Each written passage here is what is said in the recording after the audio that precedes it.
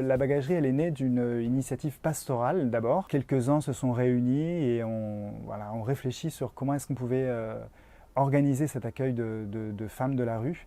Et on s'est appuyé sur l'expertise de l'association Antigel qui, à Paris, avait déjà une expertise dans le domaine de la bagagerie. L'originalité, c'est qu'au début, ça a démarré un petit peu simplement dans des locaux prêtés par la paroisse qui ont été réaménagés avec des bénévoles. Après est venu le confinement et donc là, ça a été un petit peu plus compliqué. En travaillant avec les services municipaux, avec la mairie, on a trouvé un nouveau lieu. Aujourd'hui, on travaille vraiment avec le CCAS, avec la mairie Clichy, avec l'épicerie sociale, avec vraiment tous les partenaires sociaux.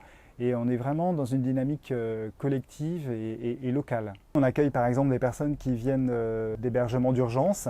Et donc là, qu'est-ce qui se passe? On les met dehors le matin et ils se retrouvent à la rue et jusqu'au soir. Et donc la bagagerie, c'est un lieu où ils peuvent se poser, voilà, mettre des affaires personnelles qui ne peuvent pas entreposer dans leur hébergement d'urgence.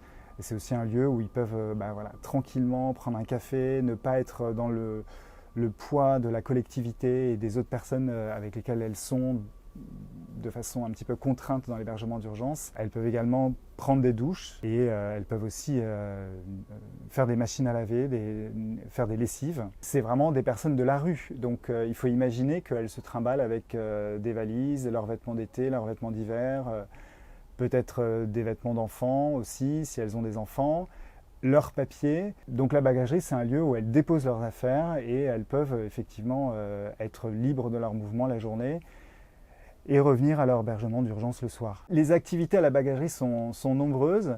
Donc la plupart du temps, elles sont menées par des bénévoles. Il y a des activités de sophrologie par exemple, des activités de bien-être, des activités de diététique, comment bien préparer ses repas, comment bien manger.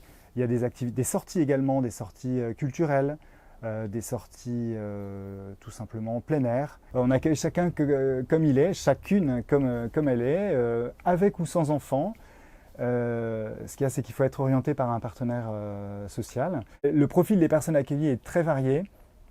Elles viennent de toute l'Île-de-France. Alors le but ultime de la bagagerie, c'est pas de trouver une solution ou de réinsertion ou de relogement. On est juste un maillon de la chaîne des acteurs sociaux. Mais je dirais que vraiment la valeur ajoutée de la bagagerie, c'est d'abord un accueil qui est gratuit. Donc nous ne sommes pas des professionnels de l'accompagnement social, nous sommes des bénévoles. C'est un accueil différent de ce qu'elles peuvent trouver dans d'autres lieux. Les femmes signent une convention.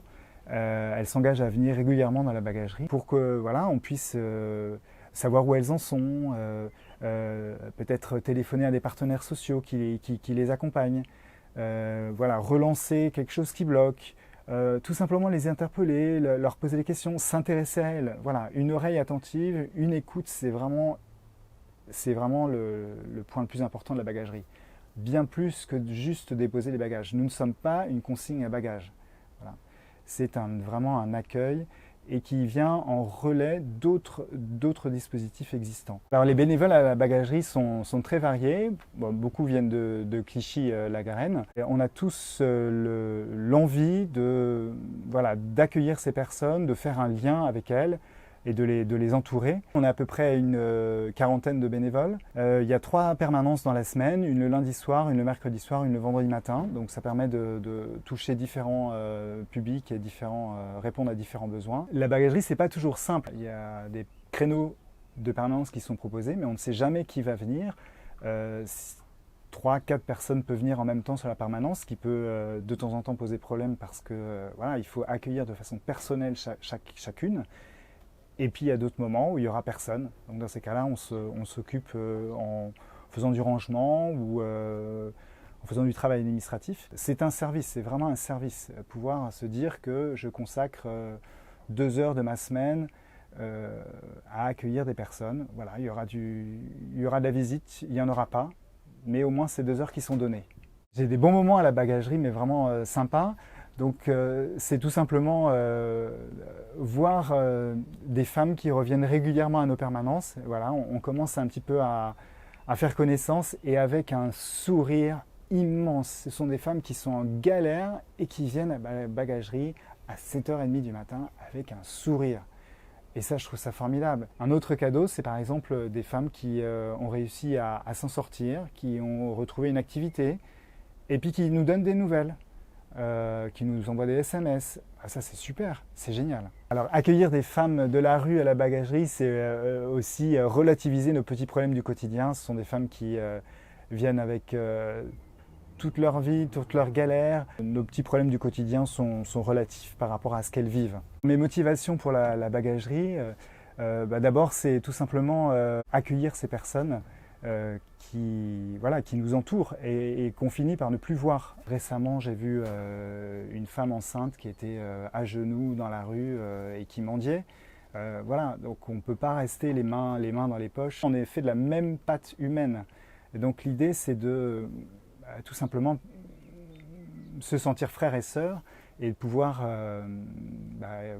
avoir des moments de contact. Parce qu'effectivement, sans la bagagerie, sans une association comme ça, c'est difficile d'avoir des points de contact. Alors la bagagerie aujourd'hui, pour son fonctionnement, elle a besoin de bénévoles et aussi de financement. Donc les bénévoles, jeunes, vieux, hommes, femmes, les permanences se font toujours en binôme, elles se font toujours avec des anciens, donc il y a toujours une rotation et une formation qui est assurée. Et au niveau du financement, à quoi ça sert? Ça sert à faire fonctionner au quotidien la bagagerie, donc par exemple l'entretien du local, les frais d'électricité, les charges communes. Dernier message pour vous, engagez-vous, bougez-vous, regardez ce qui se passe autour de vous. Chacun, à sa mesure, peut prendre part à sa vie locale. Moi, je crois beaucoup à l'implication dans la vie locale. À nos portes, en bas de chez nous, il y a des gens qui sont dans le besoin. Et c'est vrai que ce n'est pas toujours évident d'y aller en direct. Donc voilà, une association, c'est le bon moyen, le bon lien qui peut faire du lien social. Donc engagez-vous et pas d'hésitation.